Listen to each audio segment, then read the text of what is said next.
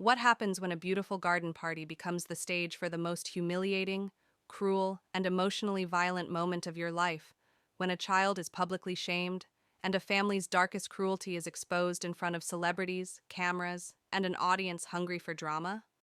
Before we begin, make sure you subscribe to Roots of Revenge, like this video, and tell me in the comments what you would have done in my place, because this story will test everything you think you know about family, love, and loyalty.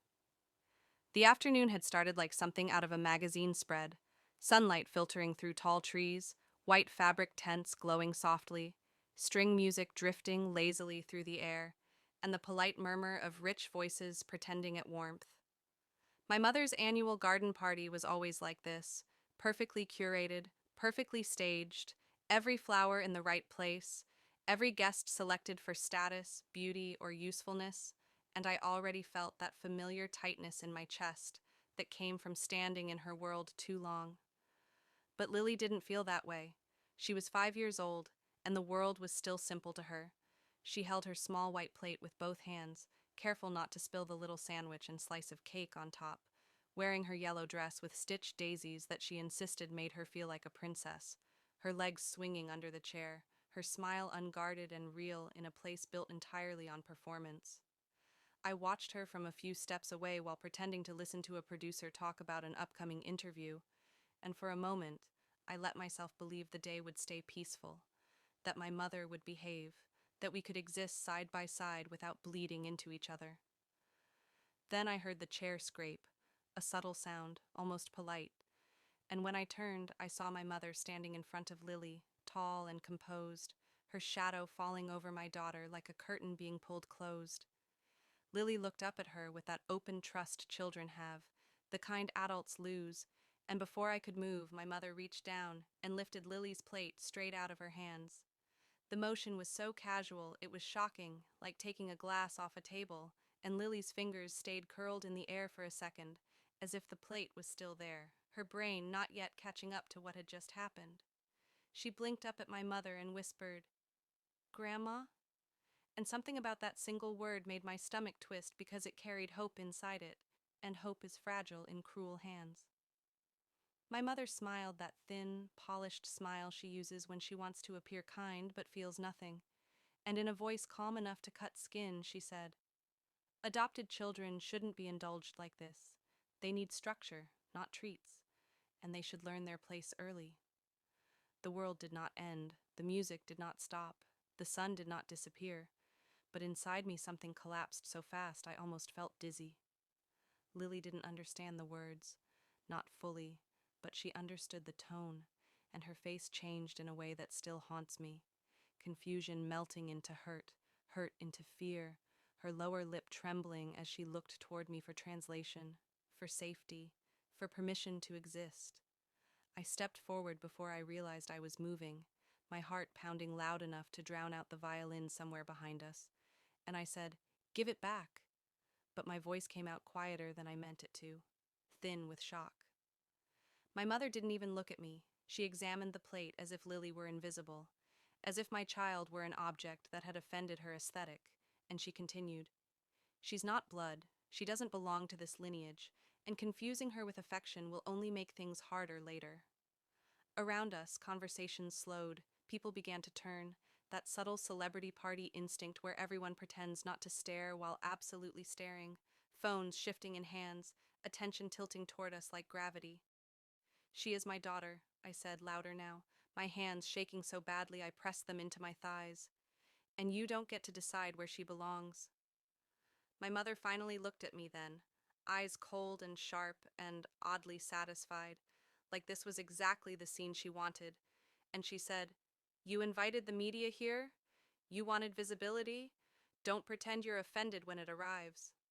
Lily whispered, "Mommy, did I do something wrong?" And the way she said wrong broke me more than the insult ever could, because she was already internalizing the idea that love is conditional, that acceptance is something you earn by being small and quiet and pleasing. I knelt down, pulled her into my arms, felt her little body shaking against mine, and whispered into her hair, "No, baby, you didn't do anything wrong, ever. and I meant it with a force I didn't know I had. My mother let out a soft laugh, amused, almost bored, and said, "You're too emotional. You always confuse sentiment with strength." Someone nearby gasped, someone else whispered my name, and I don't remember deciding to step forward. I only remember suddenly being closer to my mother than I'd been in years, close enough to see the fine lines at the corners of her eyes, close enough to smell her perfume, close enough to realize she looked smaller than she ever had before. Not physically, but in the way power looks when it's exposed, and I said, "Apologize." Not as a request, but as a command, my voice steady in a way that surprised even me, and she smiled wider, that razor-edged smile she uses when she thinks she's won, and said, "For what?"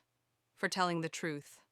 And the word truth hung between us like a challenge, like a weapon she was daring me to touch. Someone behind us shifted nervously, and I heard the talk show host, Marcus Hale, step in with careful politeness. "Mrs. Grant, with respect, this is inappropriate. There's a child involved." And my mother laughed sharply, dismissively, and said, "You people love tragedy. Don't pretend you're offended. This is exactly why you're all here." And she gestured vaguely at the cameras, the guests, the entire staged world she had built around herself. She placed Lily's plate onto a passing tray as if discarding something that no longer interested her, and said brightly, "Now, shall we continue the party?" And no one moved, not a single person, as if the entire garden had collectively forgotten how to breathe. Lily clung to my leg, her fingers pressing through fabric into skin, grounding me, and I lifted her into my arms because I needed her off the ground.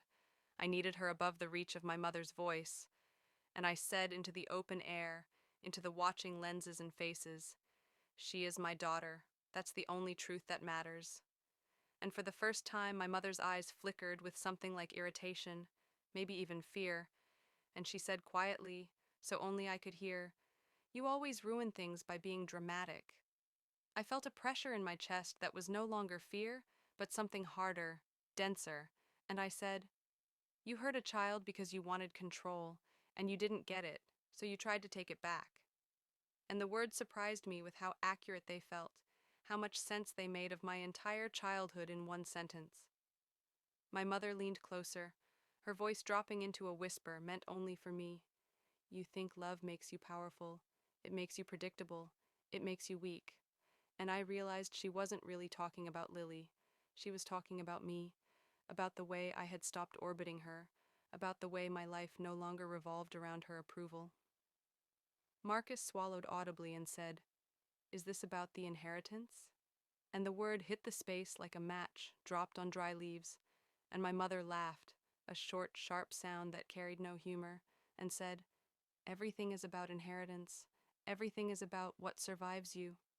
And she looked at Lily when she said survives, like my daughter was a threat to her legacy rather than a child who liked cake and yellow dresses. She leaned closer to me again and whispered, "You chose her over this family. You chose her over what you were supposed to be, and now you're surprised that there's a cost." And for a second I almost saw the outline of the truth, the real truth under all of this, that Lily wasn't hated for existing. She was hated for replacing something, for taking up emotional space my mother believed belonged to her forever. I stepped back, creating distance not just in space, but in history, and said, "Then I'll pay that cost gladly." And I meant it. I meant it in a way that felt like cutting a cord that had been wrapped around my ribs my entire life. And I turned away from her without another word, walking through the parted crowd, through the stunned faces and the murmurs and the whispered names, holding Lily against me like a shield and a promise at the same time. I could hear people talking now, not hiding it, voices overlapping. "Did you see that? That was cruel. Is she always like that? Is that really her mother?" And every word felt both validating and exhausting, like justice and violation mixed together. Lily buried her face in my shoulder and asked in a tiny voice if we were in trouble, and I said no, over and over, until the word felt like a spell. And as I reached the edge of the garden, I looked back once and saw my mother standing alone in the middle of her perfect world, surrounded by people but isolated, her posture rigid, her smile gone, her eyes scanning the crowd. Not for me, but for control, for someone to mirror her power back to her, and for the first time I realized she wasn't the storm in my life. She was the echo of one that had already passed, loud but fading, and I walked away knowing that whatever came next would be loud and ugly and public, but it would no longer own me. The story detonated faster than I could emotionally process what had even happened. Clips spreading across platforms, headlines writing themselves in cruel, bold fonts, my phone vibrating so constantly it felt alive. Socialite humiliates adopted child. Garden party meltdown. Family feud goes public. And with every notification came another wave of people claiming the moment, dissecting it, owning it, turning my daughter's pain into content. And I felt sick with the weight of that. Sick with the way the world feeds on exposure even when it pretends to care. Messages flooded in from strangers telling me I was brave, that I was a hero, that I did the right thing, and others telling me I was dramatic, that my mother was right, that blood matters more than choice. And I learned very quickly that the internet is just a louder version of every family dinner table argument ever, only without faces, without accountability, without compassion. I turned my phone off that night and sat on the floor of Lily's room with her, surrounded by stuffed animals and soft light, feeling like we were hiding from something invisible but enormous. And she asked me in that careful voice children use when they're trying not to upset adults, "Am I really not wanted?" And the question felt like a knife wrapped in cotton, gentle on the surface, devastating underneath. And I pulled her into my lap and told her she was wanted more than anything in the world, that she was chosen, that she was loved deliberately and endlessly. And I realized how radical that concept is in a world obsessed with lineage and ownership and bloodlines, how threatening chosen love can be to people who only understand inheritance. She nodded slowly like she was filing the words away for later, not fully convinced yet, and I understood that this moment would live inside her in ways I could not erase with a hug or a speech, that this was now a story her brain would return to when she felt uncertain, when she felt different, when she wondered why she wasn't like other children. And that broke my heart in a new, quieter way. The next morning, my mother called, and I watched the phone ring without answering, feeling a strange calm settle over me. Not the calm of peace, but the calm of clarity. And she left a voicemail that was short and sharp and revealing in its emptiness. "You embarrassed me." No apology, no concern for Lily, no acknowledgement of harm, just wounded pride. And that was the moment something finished dying inside me. The last thread of hope that she would ever be different, that she would ever choose love over control. I listened to that message 3 times, not because I needed to, but because I needed to understand it fully, needed to let it burn through any lingering illusions. And when I deleted it, I felt lighter, not relieved, but untethered, like a balloon that had finally been cut loose from a post it had been scraping against for years. Over the next days, friends reached out in ways that surprised me. Some people I barely knew sending long, thoughtful messages.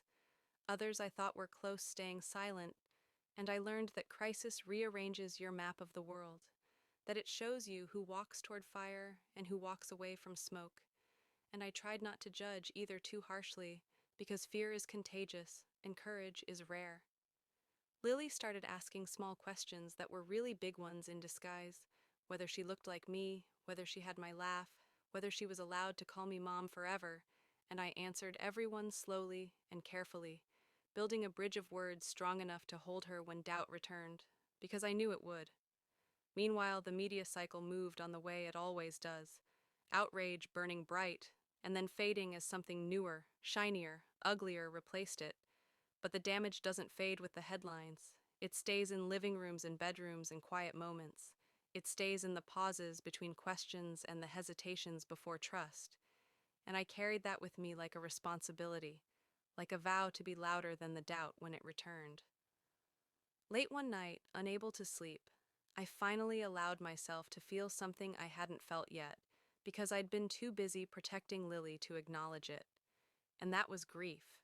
Not for what my mother had done, but for what she had never been, for the version of her I had spent my life hoping would someday show up, kind and warm and safe. And I cried not because I wanted her, but because I no longer did. Because letting go of a dream hurts even when the dream is unhealthy. And as I sat there in the dark, I realized something else too. Something that made the whole thing feel sharper and clearer. That Lily wasn't the cause of this rupture. She was the catalyst. She was the mirror that showed me what I had been enduring my entire life without naming it. And in that sense, she didn't break my family. She revealed it. And that revelation, painful as it was also a kind of freedom. The fallout arrived in waves instead of explosions. Quieter but just as powerful. Sponsors distancing themselves from my mother. Charities issuing carefully worded statements. Invitations slowly disappearing from her calendar, the way lights go out in a city during a blackout. And I watched it all from a distance. Not with satisfaction, but with a strange sense of inevitability. Because reputations built on control tend to collapse the moment they're exposed to sunlight. My mother released an apology weeks later, a sterile paragraph read stiffly into a camera, her posture perfect, her tone practiced, her words technically correct and emotionally hollow, and the public accepted it the way people accept a receipt, proof something was acknowledged, not proof anything was felt, and then they moved on. But Lily and I did not move on. We moved forward, which is a different thing entirely, slower and heavier and more intentional. And in the months that followed, I saw small changes in her. Moments where she hesitated before speaking. Moments where she checked my face for approval before laughing too loudly or asking for something she wanted. And every time I noticed it, I felt that familiar ache rise in my chest again. Because harm doesn't always look like bruises. Sometimes it looks like self-monitoring in a 5-year-old. So I became louder with my love, more obvious with my reassurance. I told her I was proud of her for nothing at all. I praised her for existing, for being, for breathing. I let her take 2 slices of cake and reminded her she never had to earn joy. And slowly, almost imperceptibly, she relaxed back into herself, her laughter coming easier again, her questions becoming curious instead of careful. And I realized healing isn't dramatic, it's repetitive. It's saying the same gentle things over and over until the nervous system believes them. Occasionally, people still recognized me from that video, still asked me about it, still wanted details, and I learned how to talk about it without bleeding, how to tell the story without reopening the wound, and that felt like another kind of victory, quiet but real. My mother and I no longer speak. Not because I'm angry, but because I'm done. Because some relationships don't end with fights. They end with clarity, and clarity is irreversible. And in that clarity, I found peace I didn't know was available to me. Sometimes Lily asks about her, not with longing, but with simple curiosity. And I answer honestly but gently, because I refuse to turn pain into poison. I refuse to pass down bitterness as inheritance, and I refuse to let the story become about revenge instead of growth. And yet I understand now why people crave revenge, why it feels like justice, because when you are hurt publicly, you want healing to be public too. You want the world to witness your repair the way it witnessed your breaking, and while that never really happens, something else does, something quieter and stronger. You become your own witness. You see yourself choose kindness where cruelty was offered, and that choice changes you. So when I look back at that garden party now, I don't see humiliation. I see a turning point, a moment where a cycle was interrupted, where a child learned she was protected, and where I learned I no longer had to earn my right to exist in someone else's world. And now I want to hear from you, because stories like this don't belong to one person. They echo inside anyone who's ever been told they were too much, or not enough, or not the right kind of loved. So tell me in the comments what you think. Do you believe people like my mother change? Or do you think distance is sometimes the only form of peace? And what would you have done if you were standing where I stood that day? And if you want more true, intense, emotional stories about family, power, and survival, make sure you subscribe to Roots of Revenge, because this is where we tell the stories that don't fade quietly, they transform us.